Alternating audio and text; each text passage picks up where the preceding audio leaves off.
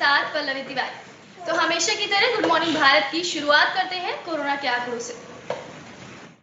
पिछले 24 घंटे में सामने आए 38,310 मामले, सक्रिय मरीजों की संख्या 6 लाख से कम।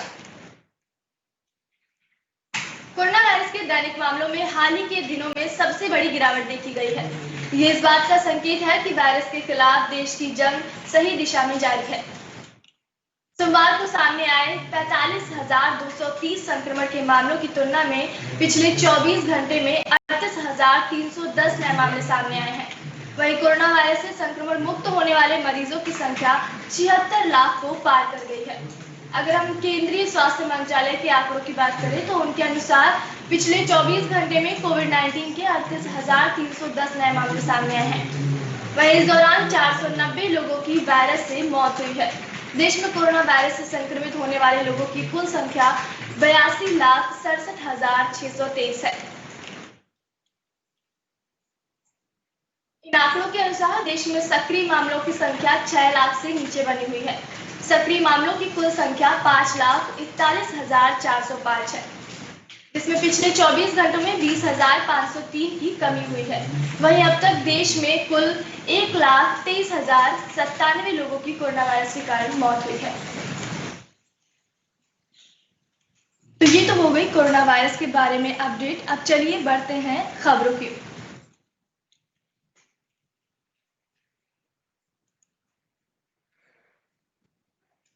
हमारी पहली खबर है अमर उजाला के कॉलम से, जो कि है बिहार विधानसभा चुनाव को लेकर।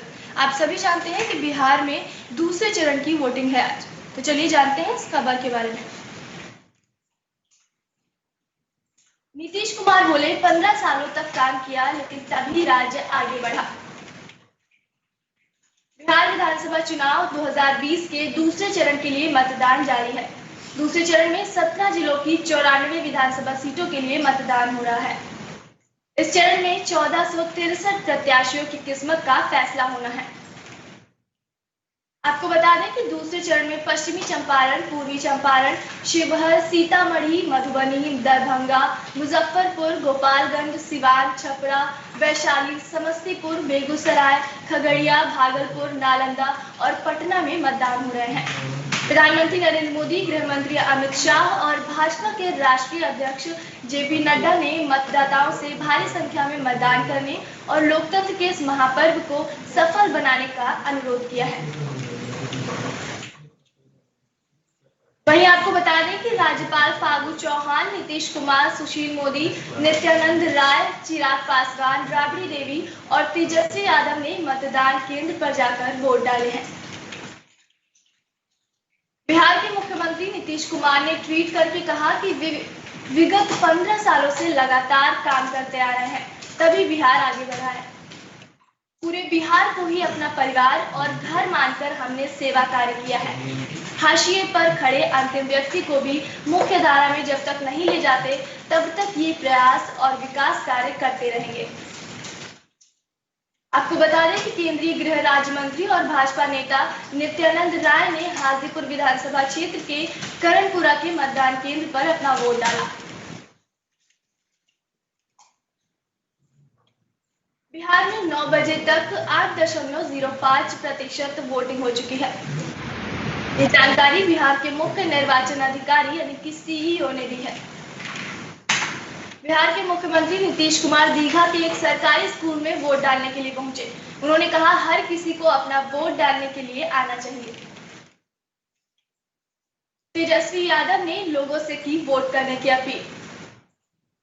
मतदान के बाद उन्होंने कहा, मैं लोगों से लोकतंत्र के इस त्योहार में हिस्सा लेने की अपील करता हूं। मुझे विश्वास है कि लोग अपने वोट की ताकत से बदलाव लाएंगे।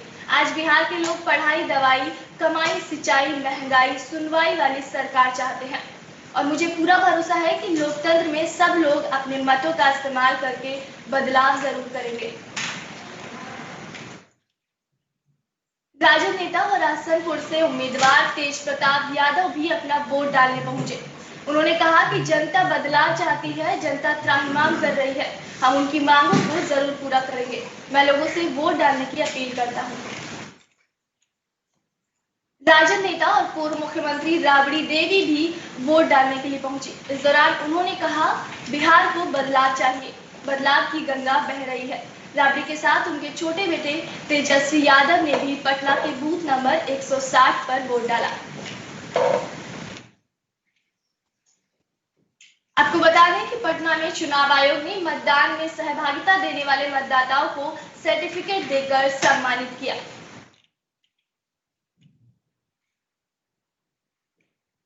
चिरिया बरियारपुर विधानसभा से एनडीए उम्मीदवार और पूर्व समाज कल्याण मंत्री मंजू वर्मा ने श्रीपुर मतदान केंद्र संख्या 173 पर जाकर मतदान किया।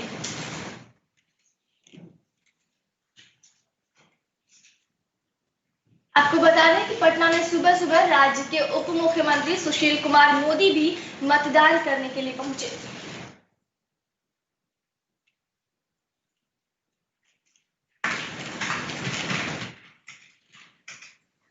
तो बिहार विधानसभा चुनाव से रिलेटेड अपडेट देते रहेंगे हम आपको एबी स्टार न्यूज के माध्यम से। फिलहाल चलिए बढ़ चलते हैं हमारी अगली खबर की ओर।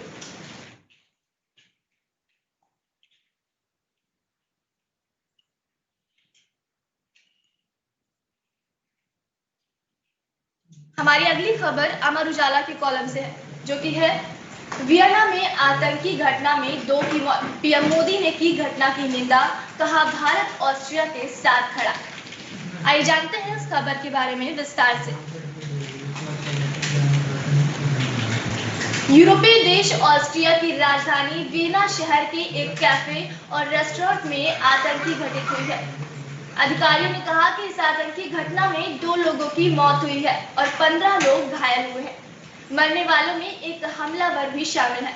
ऑस्ट्रिया पर यह हमला कोरोना वायरस लॉकडाउन से पहले हुआ है। ऑस्ट्रिया के चांसलर सेबेस्टियन कुर्ज ने आतंकी घटना के कुछ घंटे बाद कहा, हम राजधानी वियना में घृणित आतंकी हमले के शिकार हैं, जो कि अभी भी जारी है। उन्होंने इसके बाद कहा कि एक हमलावर को ढेर कर दिया गया है, लेकिन अभी कुछ हमलावर सक्रिय हैं। हमलावर आधुनिक हथियारों से लैस है। इससे पता चलता है कि वे कितनी ज्यादा तैयारी करके आए हैं। इस पर पीएम नरेंद्र मोदी ने कहा कि वियना में हुई इस घटना की कड़ी निंदा करते हैं वो। पीएम मोदी ने ट्वीट करके कहा, वियना में हुए नृशंस आतंकी हमलों से गहरा सदमा और दुख पहुंचा है। इस दुखद समय में भारत ऑस्ट्रिया के साथ खड़ा है। मेरी संवेदनाएं पीड़ितों और उनके परिवारों के साथ है। पुलिस ने कहा, स्थानीय समयानुसार रात 8 बजे सिटी सेंटर में एक सड़क पर गोलीबारी की पहली घटना सामने आई। उन्होंने बताया कि राजधानी के 6 इलाकों में गोलीबारी की गई है।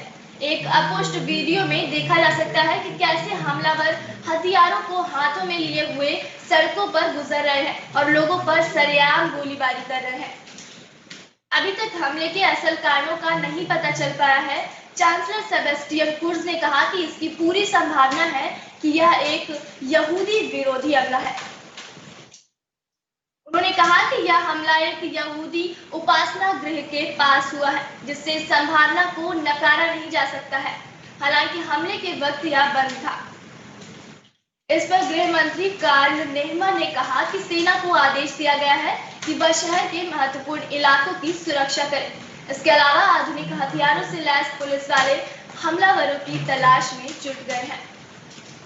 उन्होंने वियना के लोगों से कहा है कि वे घरों में ही रहें। साथ ही अभिभावकों से भी कहा है कि वह मंगलवार को अपने बच्चों को स्कूल ना भेजें। इस खबर के बारे में हम आपको आगे अपडेट देते रहेंगे स्टार न्यूज के माध्यम से। फिलहाल चलिए बढ़ चलते हैं हमारी अगली खबर की ओर।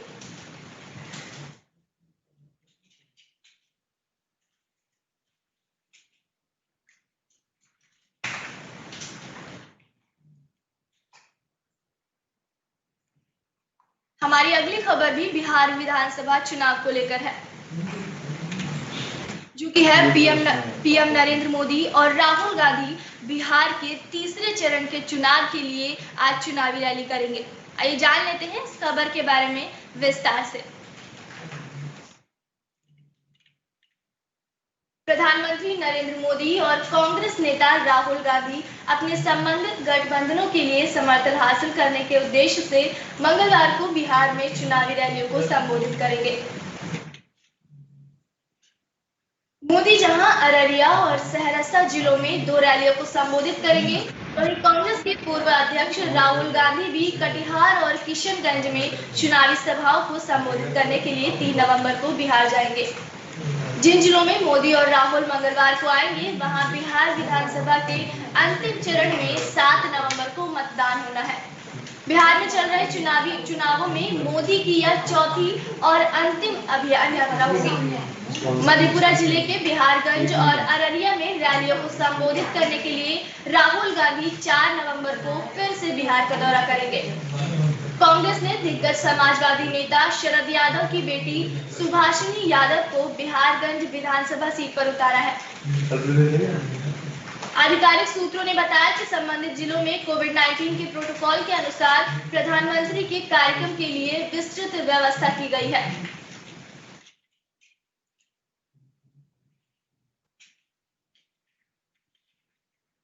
बिहार विधानसभा चुनाव से रिलेटेड हम आपको आगे भी अपडेट देते रहेंगे। फिलहाल बढ़ चलते हैं अगली खबर की ओर।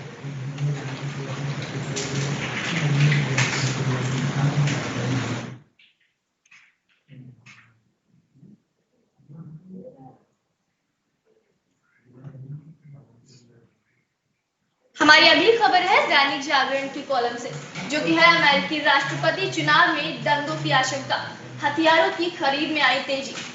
आइए जानते हैं इस खबर के बारे में विस्तार से। अमेरिका में हथियारों की बिक्री बढ़ने के साथ ही साथ राष्ट्रपति चुनाव में हिंसा एवं दंगों की आशंका व्यक्त की गई है। चुनाव के पूर्व जिस तरह से अमेरिका में नस्लीय हिंसा पर रिपब्लिकन एवं डेमोक्रेटिक पार्टी के बीच सियासत हुई है, इससे यह आशंका और प्रबल हो गई है। आपको बता दें कि चंद महीने पहले अमेरिका में हुई नस्लीय हिंसा के दौरान जमकर मारकाट और लूटपाट हुई थी। नस्लीय हिंसा के दौरान राष्ट्रपति डोनाल्ड ट्रंप और डेमोक्रेटिक पार्टी के बीच जमकर आरोप प्रत्यारोप का दौर चला। चुनाव प्रचार के दौरान भी देश में अश्वेत और श्वेत की राजनीति गर्म रही। विपक्षी डेमोक्रेटिक पार्टी ने राष्ट्रपति ट्रंप को अश्वेत विरोधी करार दिया था और देश में नस्लीय हिंसा के जिम्मेदार माना। उधर रिपब्लिक पार्टी के उम्मीदवार और राष्ट्रपति डोनाल्ड ट्रंप चुनाव परिणाम आने के पूर्व ही इस बात की आशंका जता रहे हैं कि यह मामला सुप्रीम कोर्ट भी जा सकता है।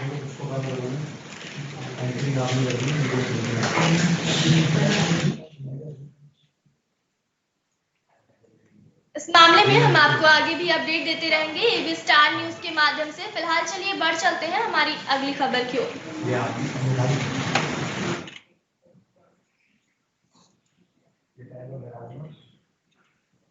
हमारी अगली खबर है दैनिक जागरण की कॉलम से, जो कि है दिल्ली एयर पॉल्यूशन से रिलेटेड। आइए जानते हैं इस खबर के बारे में विस्तार से। बेहद खराब श्रेणी में है प्रदूषण का स्तर। 2 दिन तक दिल्ली एनसीआर रेड जोन में। पंजाब और हरियाणा के साथ साथ उत्तर प्रदेश के भी कुछ इलाकों में पराली जलाने और स्थानीय कारकों की वजह से दिल्ली एनसीआर में वायु प्रदूषण लगातार बेहद खराब श्रेणी में बना हुआ है। भारतीय मौसम विभाग ने अनुमान जताया है कि मंगलवार को भी हवा की गति मंद रहेगी। इसके चलते प्रदूषक तत्व छट नहीं पाएंगे और एयर क्वालिटी इंडेक्स में दोबारा इजाफा हो सकता है। राहत के बावजूद दिल्ली एनसीआर में वायु गुणवत्ता स्तर 300 के पार ही बना हुआ है। दिल्ली के आनंद विहार, द्वारका, रोहिणी में वायु प्रदूषण का स्तर मंगलवार सुबह खराब ही है।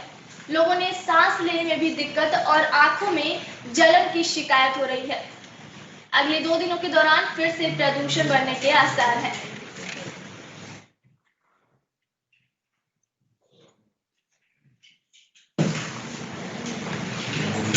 तो इस खबर के बारे में हम आगे भी आपको अपडेट देते रहेंगे।